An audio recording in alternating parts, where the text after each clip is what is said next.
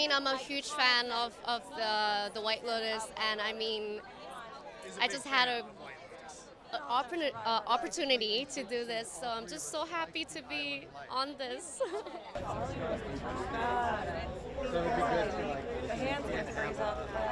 I think past fear is like limitless possibility, and fear is just simply something you don't know. And I think that the fear of people's reaction about people pleasing and all of that, it's all in your head, and so for me it was disabusing myself of the notion that if I didn't please other people I would lose them, or that their opinion of me would change. And by and large their opinion of me, I think, improved because I had boundaries and I stood back, I backed myself. And it's a process. I think that that's part of the beauty of what I loved about How to Die Alone was it talked about that process. It's not one and done. You don't wake up and suddenly you're finished. Every day I have to remind myself that I have a voice and that I need to use it.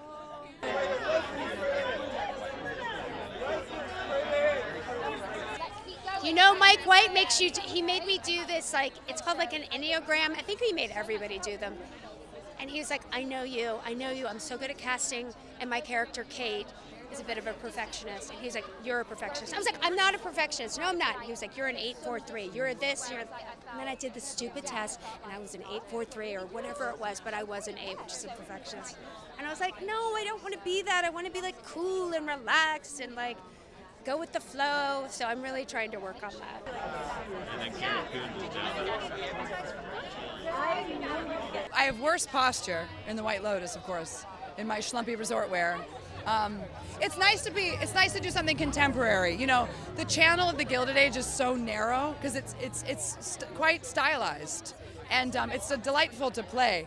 But there's something really physical in the contemporary. So getting to dance and sweat and drink and do all those things and move more is always a pleasure too.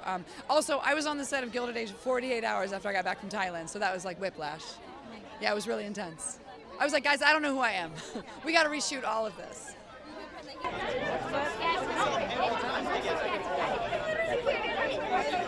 But I can tell you, once this thing is over, it certainly resonated very deeply with me, and I hope it does with the audience. But I guess the biggest one is being like a student of, not a student of Buddhism, but I've read a lot about it, and is that life is suffering, and that's okay. To embrace your suffering, and in the midst of your suffering, the world is still beautiful around you. It's just what you focus on that has the power, and it's okay to understand that pain, to get close to that pain, but don't forget to look up and realize that the world is a beautiful place to be. The anticipation of waiting for Lisa to turn up, because she had just got off the plane from Korea to come to the cast dinner, so she was the last to arrive. So I was just kind of like, oh my god, do I look okay? And I was about one beer down before she arrived, so it kind of helped. It helped a lot. And when she turned up, it was just like, wow. I mean, she turned up in this beautiful white LV dress, glowing, and I was kind of like, I don't know whether to shake your hand or do this, or But she was great. She really broke the ice with me. She's like, hey, let's get a drink, and we bonded from there. She really made an effort to sort of bring me out to dinner and lunches, and even take me on a jet skiing trip with her. So it was a beautiful time spent, and I'm happy that you felt the chemistry on screen.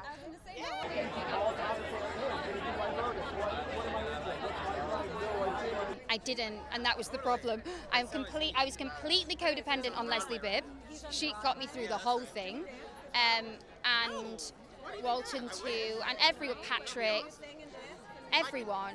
But I needed to do more self-care. I wish in hindsight I'd done more self-care. And then when I came back, it was really hard to land back into the real world. It took me a few months. I think I'm only just getting back to the real world, my world that I live in, London, because I was homesick when I was out there, but then when I got home I was homesick for Thailand. So it's this perpetual homesickness that I'm still getting over.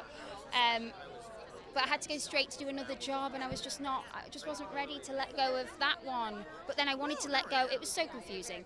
But self-care is a big lesson I have learned. It is essential. I stopped going to therapy while I was out there because I thought, I don't need it, I'm fine, I've got the beach. I needed it, and I should have stayed.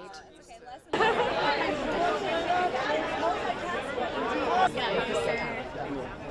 love the White Lotus. I love the White Lotus.